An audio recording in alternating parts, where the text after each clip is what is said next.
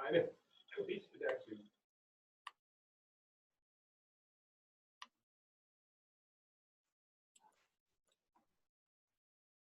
Yeah.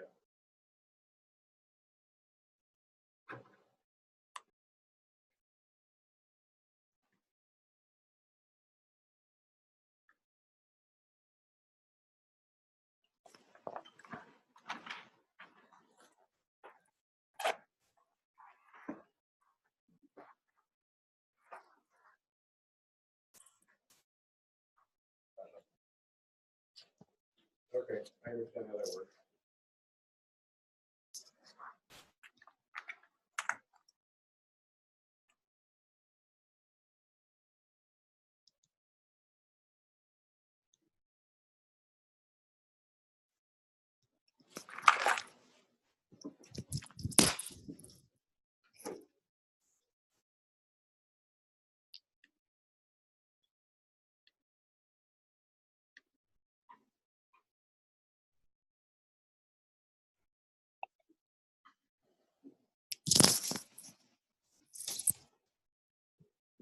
What's up? I know, right? Well, I had all my stuff. I'm going to Fayetteville on Monday to film with Hyatt for the that Australian program. Oh, okay. And so all my stuff, because I just, because I had told Rick that as long as he was able to kind of handle it, and you were, as long as one of us, either you or me and him were going to be available, that I hadn't planned on, doing it unless I needed to. And since I missed the call this morning, I obviously didn't know he was traveling. So all my stuff was not set up. Yep, no worries. What you see behind me is I bought I think it was like $10 or $11, but I have a green screen drop cloth. Oh, nice. Right, so I just used some masking, some white packing tape, or the what is it? The masking tape. Yeah, and just taped it up because it's so light and it folds up into this bag. So I can put it in my suitcase, and I'm like, this is awesome. I took a page from like Vingresso, and I have these that I take with me in case there's somewhere to clip it. Oh, nice. Right? Yep. And it's awesome. Love it. See if I can not poke a hole in the ceiling while I'm trying to do this. Yeah. So, and I think, he's in transit. Where's he going? I have no idea. I didn't even ask him. We were on a call this morning, and we were just having just a really good one of those stoked sessions about, because I was, he noticed, I'm noticing more and more of the people who are signing up, becoming members. I'm starting to go to LinkedIn and friend them and connect with them. And we're getting a lot of sales leaders and influencers and recruiters, right? So we're about to pop. Did he talk to you at all about what he and I talked about yesterday? No. The survey? No. So I said, he asked me yesterday what I thought we could do to increase our sales, like quickly. Mm-hmm. Because, as much as we want to have the one-to-many deals, we still have to have the one-to-ones, because that's like we got to get that consistent so that we can use that as the building block. So we know that's almost like the salary number almost, if you kind of look at it in those terms. Right. Where we're able to generate, revenue for the organization and for ourselves while we're working. Because, if our close, if the sales cycle on the one-to-ones is, whatever, I can't remember what 6 to 8 weeks or something like that. I mean, the speed at which we're going to close the bigger deals is going to take some time, right? Yes. So we have to still sustain the business while we're doing that. Let's see, I'll use a different background so we don't have the same one. All right. Anyway, Yeah. we'll talk about it after this. Let's not knock this. Oh, we still got 7 minutes. 7 minutes, which, which I always act like is a lot of time. And then I turn up and I'm like, oh, crap. Yeah. It's not much time to get anything done, but it is enough time to like not feel like everyone. It's enough time to lie to myself and think I have time. That's what I found. What are we talking about today? Whatever. The thing I like about you is you like to wing it. Oh yeah. You're like asked me yesterday. You're a wingman for real. They said, do you prepare for your coaching calls? And I was like, no, never. And they were like, why? And I said, because that then it's about me. Yeah. That means that I'm going to be forcing my agenda. Yes. And then I'm going to miss the utilization opportunities that come with whatever's there. Yes. Right. And so I kind of view life. Yeah. So like somebody, Ansel, he signed up. He's going to be in the call on the group starting Monday for CPSP. And he went on the bot and started asking me questions. And I'm thinking, so that knee jerk is like, dude, you're about to be in a class. Why are you bothering me? And I was like, wrong attitude. Right. Massive value, right? The more, so I sign up for a call, talk to him. So find out he is a leader, right? And his goal is I said, you know what would be beautiful? I said, we have this affiliate program. So I had him screen share, took him and showed him where his assessment was, why you take the assessment before you go through CPSP, because it's really going to set you up for success, how to be successful in the training, decide that this is the standard, right? It's not like I'm trying to figure out how to get it done. No, you must. And I, talked to him about that. And then I said, well, is your team, will they be taking it? He said, yeah. I said, this is a great way to get a rebate. I'm like, you could use that 20% and pool it somewhere and start using it as a sales prize and incentives. Doesn't mean you have to pocket it. You could take it, put it back in the organization, or and periodically have enough that someone will win the CPSL leadership one. Right? There's all kind of ways, but I'd say the advantage is that becoming part of that ambassador team that we have, it is part of how we continue to serve you in your sales ability. Right. So he's all in. So he signed up while we were on the call. But again, because we had our call yesterday and we started looking at how do we shorten the cycle of close, right? Even the 5-minute one. I was telling him, I had that moment where I was just like, hey, and all of a sudden I was just like, hey, are you somewhere I can call you right now? He was like, yeah. Perfect. Well, and that was kind of the catalyst to what Rick and I were talking about. I said, because we don't really we're not capturing phone numbers. The only way we get phone numbers is if they sign up for something or they fill out something, right? So I said, and Rick was like, well, it'll be a while before we can get Carl to make that change to the membership. I said, well, then, which is perfect because it actually sparked this other idea. And I said, honestly, Rick, I think that we give so much value away up front that we're actually creating a gap. We are. And that because of that, I said, we gotta figure out a different way to deploy that. And I said, the very first step when someone joins as a member, the very first email that they get from the organization and from the new member workflow should be a survey. And they fill out the survey and it asks for more information, their phone number. We put the 4-color survey in there so we know how to talk to them. We find out why they joined. Are they interested in programs? Like, we're the National Association of Sales Professionals. There should be an expectation that we're asking lots of questions, right? So and then we get them to fill it out, which works as a qualifying tool, right? Because if they don't fill it out, then don't waste your time, right? We'll just let the workflow keep pushing them to do things, but we need that survey. Because then we're going to have phone numbers. We're going to know how to talk to them. We're going to know why they came. And we're going to be able to massively increase the number of closes that we have. I mean, we had 600 members join in January. We had 25 deals go in and closed 5 of them. I know, but again, this is what I said. This is why I made it a standard that you must enter your phone number when you. But that's only after they're signing up for a call. I said that we had this call last week. I was saying we got to get their phone numbers. Right. Well, that was the catalyst to the conversation. How do we get it? Yeah, because I mean, what we offer them is game changing. right? I have like had so many people on my coaching calls at the end go, oh my God, my whole perspective changed. They were like, I can't believe you just did this in 30 minutes. Yep. Right. And I'm yeah. like, yeah. I said, so guess what would happen in 45 days? Exactly. Right. So I like, this is why we do what we do, is we're not just helping you to sell a bunch of stuff.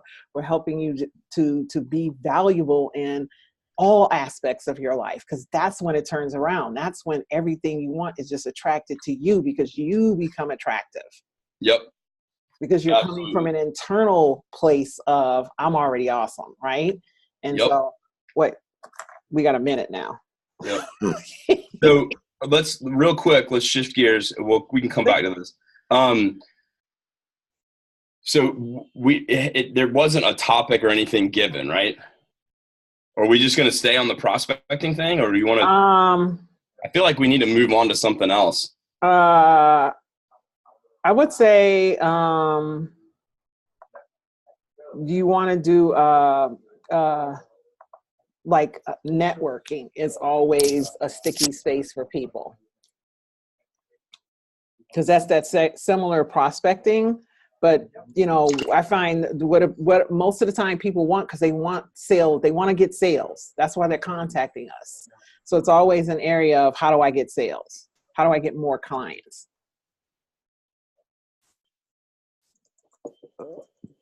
Yeah. So we got networking. So I just Googled how to get more clients. Okay. Let me pull up the old phone here. Let's find a.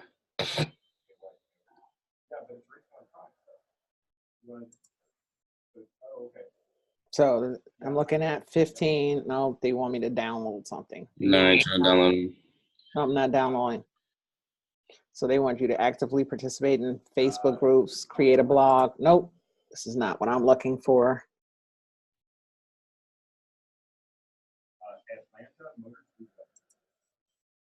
So let's see, 10 highly effective tips to get more clients online. These are online.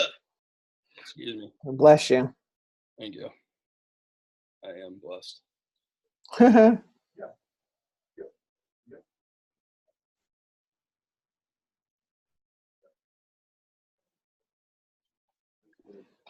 Well, it's amazing how many answers to this question are people creating an article to say why you should work with me. Mm-hmm. It's very few that just actually give you information and at the end say, hey, if this is, you know, if you found this, you know, valuable, here's a link to have a conversation. No, it's like you can actually read the article and say it's all here. See, it's all about them.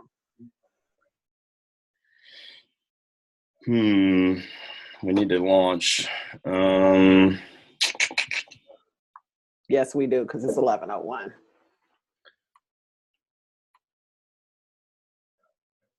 Well, we could use the topic of how to create more value. Okay. And then we can talk about some of these things. Like I've just found this one by Client Flow. It's 33 ways to get more clients. Yes, I saw that one. And so like it talks about referrals, partner with agencies, browse job boards, follow up with lost clients, follow up with your network, run an ad campaign, blogging, ebook, you know, like, but I think like we could talk about those things as a part of like creating value, like that sometimes when we are looking to partner with someone, we're not necessarily the solution they're looking for, but we can be the catalyst to the solution and connecting. All right, we're them going live. All right, cool. And what's the topic? So I can put it in the description. How to build more value for your clients and potential clients. Okay, leading with value. Perfect. Clients and prospects. All right, so I love this. This is the live before the live. I've started saying that because that's what's actually happening. So I believe we're actually live. I think we're live. How's everybody doing today? Welcome back to our weekly Facebook Live session. Sometimes you see some different faces. So you got Brian and Meshell today. And today we wanted to dive in. I know we've talked over the last handful of weeks about prospecting and things like that. We wanted to kind of shift gears a little bit and talk about leading with value. What does that mean? How do you do it? And maybe some tangible ways to actually apply what we're talking about. So Meshell, welcome. How are you today? I'm fabulous. How are you, Brian? I love this platform, especially leading with value, right? It's so fun to, and it's going into how can I create a win-win? How can I ensure that when I'm interacting with that potential client or that prospect or that existing client, that they walk away feeling really good about the transaction, that they're not having that buyer's remorse that so many people have. Like, oh God, that's such an icky feeling where you get home and you're like, crap, should I? Oh man, right? Right. Which actually, that you bring up a really interesting, I know we talked a little bit about this, but you just brought up something that I think is brilliant and something that we would be remiss if we kind of walked past it. So that buyer's remorse, that feeling of should I or shouldn't I, or is this the right thing, or did I make the right decision? And, one of the many things that we teach in some of our programs is this, what we call the cycle of performance, right? And you may hear it, the cycle of growth, and it's some very distinctive stages that we all will go through multiple times throughout our life. And it really comes into play, especially in something new. Yes. So one way that we can really provide a ton of value for our customers and our prospective customers is like setting up the expectations, right? Understanding and how to manage the expectations and letting them know, listen, there's a chance, and probably a very high chance, that you're going to have a moment at some point, whether it's when you get back in the car or when you get home tonight, or at some point you're going to have a moment of doubt. We call that deception. That's the second phase or second step in that cycle of performance, right? And it's that moment where the self-talk comes back. It's when the unconscious mind is trying to protect you from uncertainty, right? It's trying to keep you safe. And so the conscious decision that was made is being battled by the unconscious references that we have from the past, right? So I think one way to provide a ton of value is to let people know you're likely going to experience this, and it's completely normal. When you do, celebrate, because that means that you've made a great decision. Exactly. You're pushing against those old references, which means you're moving into that next level, right? Right. And I love that because, again, we teach as you said, at National Association of Sales Professionals, we really speak to how you can celebrate what we call that period, that deception, right? You've made a decision in favor of yourself. You're going with the gut, and only way to build that muscle so that you are actually calibrating where you're really truly trusting yourself over everyone else is to face the deception and move forward. And I made the best decision for who I am right now, and I'm about to rock out this training. I'm about to rock out whatever you've invested in and move forward in it. And that's how you get to the space where now you celebrate discomfort. You celebrate being inconvenienced, because now, as Brian said, you are able to experience more of your capabilities. I tell people, you don't really know what you know until you're faced and you're standing in that space where all of a sudden you have to MacGyver. You're like, wait, I can do this, but how do I do it? But I know I can do it, but how do I do it? But I know I can't. And there's this beautiful calm that'll come over you where you starting to remember and recognize, wait, I have the tools, right? Hey, I did something similar to this. I listened to a podcast. Oh, there was a book I read, right? Your mind will start to reference all that exists inside of you. And that's all we're doing in sales. I tell people, sales, I think it's a beautiful and a worthy cause of a person who's out there doing the counter. This is the antithesis to our human nature. We want to be comfortable. So a successful salesperson has built up the ability to walk in the face of someone every day that they don't know, with the high level of a potential rejection, right? To experience with them the opportunity to create a solution. Absolutely. Right? So when you stir up in value, when you start thinking about how I can add value to that interaction, right? I tell people sales is not to me, a transaction. It's an interaction with a human being where I get to extend value in the product or service I'm offering to help them with the solution they're seeking.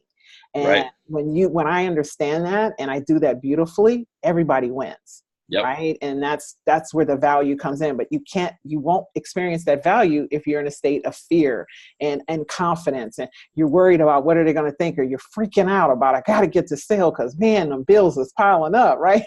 Right. And that's a real place. It's real. And, it's so much like, for those that have heard me speak before, and Meshell, you and I work together all the time, and for a lot of the times that my personal clients that I work with, and the folks that I advise within our programs, that I use a ton of analogies, and I love the analogy of exercise, working out, weightlifting, that kind of thing. That deception, when it's proactive, we really call it resistance, right? And resistance training, weight training, is about what? Tearing down the muscle so that when it grows back, it's stronger and bigger, right? So we're building the muscle. And there's a certain amount of like conscious decision to walk into the gym knowing that what I'm going to do is going to be uncomfortable, right? Yes. The same is true in the sales profession, right? We know that walking into a new customer or a prospective customer, like there's going to be some discomfort, right? But that what we're doing ultimately is going to yield a great result, even though it may be uncomfortable, right? And that one of the ways that we can really use or something we can use for leverage or motivation is how this is going to impact the customer. How is it going to impact the client if I don't go? Right? Same as the gym. If I don't go to the gym, I'm not going to get the results I want. If I don't go into the field and work and connect and bring what I have to offer as a sales professional to these organizations, then the benefit won't be there for the client or the prospective client, nor will it be there for us as the sales professional, right? So we really, first, in order to lead with value, we have to make that conscious decision, understanding and being in firm belief of what we bring to the market. Yes. And then really going out with that kind of almost obligation that, I say to people all the time about, our programs and our coaching and such, that like, I never want someone to say, why didn't you tell me? Right? Well, you had this thing that could have changed my business, or it could have changed my life, and you didn't tell me about it. Right? So like, when you go into that kind of obligation standpoint, not from like that need, right? Because we don't want to be needy, right? But we go in with obligation to our customers and prospective customers, the game changes. Exactly. The game changes. Right. So again, going back to offering value. So one of the abilities that I love that we share and show people is like, how do I speak to you the way you need to hear? Right. So what we've been taught, many of us, is that I treat people the way I want to be treated. But when you think about it, why would Meshell treat Brian the way Meshell wants to be treated? I mean, I don't think that would serve you at all, Brian. That's extremely assumptive that I want to be treated the way you want to be treated, right? Right. So the better answer is treat Brian the way Brian wants to be treated, right? And so this is counterintuitive because we've been conditioned to think the other way. It's actually so conditioned, it's called the golden rule, right? Treat people the way you want to be treated. And it's actually an anomaly, right? It does not serve anyone because it leaves everybody wanting.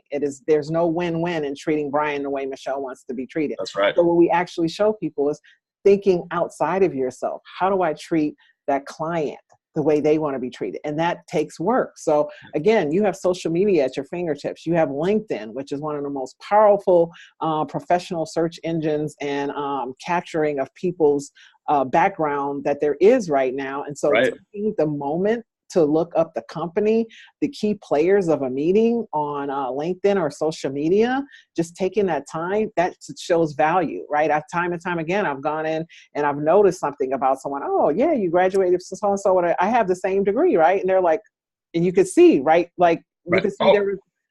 You took time to learn about me? Exactly. Because again, everyone's so busy, right? that they don't take the time. So it's that meeting those people at an emotional, I always say, again, I go back to, it's sales is a transaction, but when you take the time to have an interaction with that human being, it's beautiful. And remember, at the core, what does every human want? We all just want to feel good. Right. Well, because what do we say? What do we know? Decisions are made out of emotion and justified with logic, right? Exactly. And so much of what's out there is training to the logic, right? It's about the tactics and the strategies. But in order to be able to deploy the tactics and the strategies effectively, we have to understand what's driving the decision, right? So we have to increase our emotional intelligence, which then gives us the opportunity to understand how to treat that other person the way they want to be treated, right? To speak to them the way they want to be spoken to bring to them what it is they're looking for. And, this is also one of those topics that can get people a little bit jammed up, especially, sales professionals that are maybe a little early in their career, or on the other end, folks that have been in their career for a long time, are kind of reserved to, like, if they don't want to buy from me, then I'm going to move on, right? I'm not going to continue to invest my time. And I think there's a balance there. We certainly don't want to just continue, because we're not providing value if we're just feeding, one relationship or one potential opportunity. But I think that a way that as sales professionals, we can set ourselves apart and really provide a ton of value is when you take that moment to recognize, you know what, this isn't a great fit right now. Maybe it will be in the future. I don't necessarily have their solution, but I know someone who does. And I want to provide value by connecting them with the other person, with that other organization or whatever it is.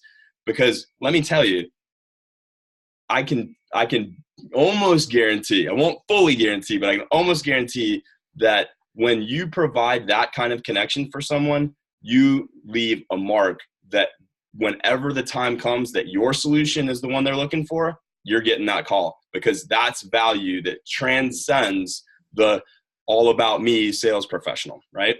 Oh, I mean, absolutely. I love what you said. It's about actually seeking how you can be a solution. And I love, when you think about top performing sales reps, right? They show up in success. So they're successfully minded from the get. They don't go to the sale thinking that, how can I get the sale? They show up at the sale thinking, how can I present them with such a valuable option for their challenge or their problem in a solution-oriented manner. But they also understand that nobody gets 100% of the sales, right? I say you may not get 100% of the sales, but you always have the opportunity to get 100% of the relationships. Love that. Right. Absolutely. So, and that's how when you show up in value, people remember. Right. They never forget how you made them feel, and they remember that. And I have story after story of people who decided not to try to get the deal, but instead offer the most valuable option to that person. And that person became a partner. They became an affiliate. They became a funnel of recommendations because they were, they honored the fact that this person is someone I want to keep around, because that's value. When you're more interested in me getting the best possible result than you getting the sale, that's a valuable human being right there. Massive. And they'll, and like you're saying, they will remember you when someone else they know is looking for your solution. Maybe not even when they need it, but like when someone else is ready for what you have to offer, they'll go, oh, you need to talk to Meshell. She is amazing. We weren't able to really make a deal with what we needed in the moment, but she absolutely would be exactly what you need in this situation, right? And so now you've created advocates in the marketplace.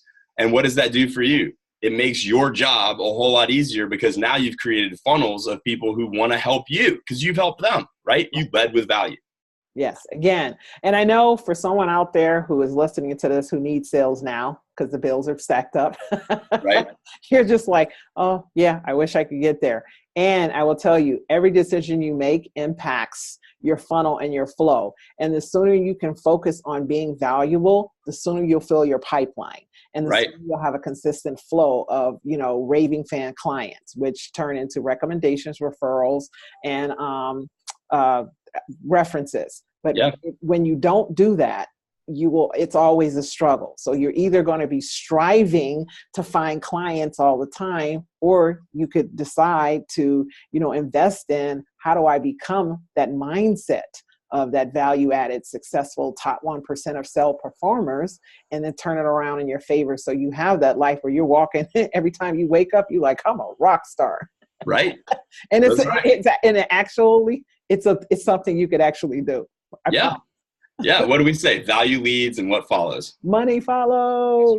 That's right. And I was just on a call with someone earlier today, and we were doing some coaching, and we were talking about momentum, right? And that momentum, the work is done up front, and then you get to enjoy the ride. So for those that are old enough to remember, and maybe there's still some of these around on playgrounds, but you remember the old metal merry-go-round that like every Yes. kid would get on, right? Oh. And one or two kids would get on the side of it and push, and it took everything they had to get that thing even moving, right? Oh my God. And then eventually it starts to go around, and they get to that point where it's moving and they can jump on and enjoy the ride. But they did all that work, right, up front. And then once it starts, it takes just very little effort to keep it going. So when you're feeling that like, well, listen, Brian, Meshell, that sounds great. I love what you're saying, and that's going to be awesome in the future.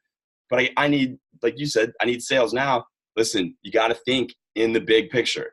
Yes, there's going to be opportunities to close a deal now. And I'm a firm believer in what you put out comes back, right? So if we're going into the marketplace thinking of, I need sales right now, who am I focused on? Yes. Me, right? What I need. If that's the energy that I'm putting into the marketplace, that's probably what I'm going to get back. Other people thinking about what they need, right? Yes. So if I go into looking at how can I help someone today, then what's the old Zig Ziglar quote? You help enough people get what they want, you get what you want as well. Exactly, right? So there's that quote's been around for so long for a reason, because it's truth. So when we can get our mentality in that place, then we're walking into every scenario, whether it's a planned meeting, a lunch break, a coffee break, a trip to the grocery store, with value on our mind. How can I impact someone? How can I help someone today? You will be massively transformed, and so will your career, because you are what you focus on, you find. So if I'm looking for opportunities to give people value, I'm going to find all those opportunities, and ultimately it's going to lead to sales. Absolutely. You know what? I think, we're at that about 20-minute mark. So I think this is a great topic that we should continue over the next handful of weeks, but yes, for the sake of time, and we kind of laid a lot out there today. I know. Perfect. So again, just remembering to lead with value. And if you're challenged by your value, the exercise that I have my clients do in the coaching is write out where you're valuable, right? So once you get that clear, it's easier to translate that into when someone's telling you what you need, you can say, oh, you know what? This is actually how I serve, right? And if you're questioning and still doubting, if you have clients or you have family members or friends who've complimented you, ask them, what is the value I bring? So make a list of what your value is in yourself and your products and services, and start from there. And it helps you to begin to have those conversations and extend it to others. Boom. That's what I'm talking about. Love it. Love it. So until next time, folks. Yes. We will, we're here. Reach out to us on the Facebook page. You can reach out to us through the NASP.com site. If you haven't taken advantage of the complimentary membership, do so. Go to NASP.com/join, sign up, and let us have an opportunity to speak with you. We really look forward to it, and we can't wait to see you take your career to the next level. Yay. All right. Bye. We'll see you Bye, next week. everybody. All right. Boom. Boom. Like I said, I love the organic. Me too. Because that was nothing at what we talked about, but I love that that's how it goes, man. Because that was great. I love it. Yeah, no, that was a lot of fun on that topic. So, what I talked to Rick, what we said, and so we can keep this, we're going to keep them short, around 15 minutes tops. And that way we can start using them as part of our workflows because it's one topic. Love that. We can start adding them, you know, if, you know, hey, this topic, or but we'll have them as we can just, instead of trying to make videos, we have these organic videos that we can start. So I remember someone saying the efficiency of time, when you can start to do one thing that can be used multiple ways. Yeah. Well, we should be taking these down from, you know, like you can download them from Facebook, and then we can utilize them, like put them on LinkedIn. Hey, had this amazing call, you know, like we did this amazing live today with our friend, you know, with my friend Meshell, with my friend Brian, and we pump it out on LinkedIn. Yeah, and that's why we said we're going to stick to one, like whatever that one question is, so that someone can get like the depth of an answer. And, you know, instead of them trying to figure out, oh, they answered how many questions, what is it? So we'll have one topic. So I love that. This value, which was awesome. And now we can, you know, I'll do the download, and then we can have that. And then and that way, you know, that magnificent. Those people. Yeah. Oh my God. Magnificent. Can use it. Couldn't I say that word? I'd like to buy a vowel. That was awesome. I'm like, wait,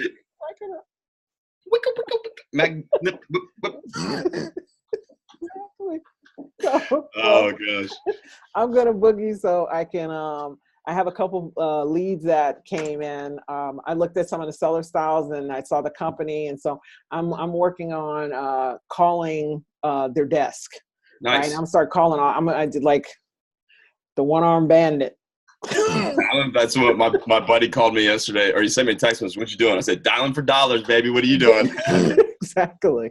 Got to get people on the phone, right? We know once we get them on the phone or in person, we're a beast. So we got to get them on the phone. Done and done. Done and done. Done and done. All right, my friend. Have an awesome day. I will talk to you later. Yeah, sorry I missed this morning. I got home late last night from the hospital. My buddy's got a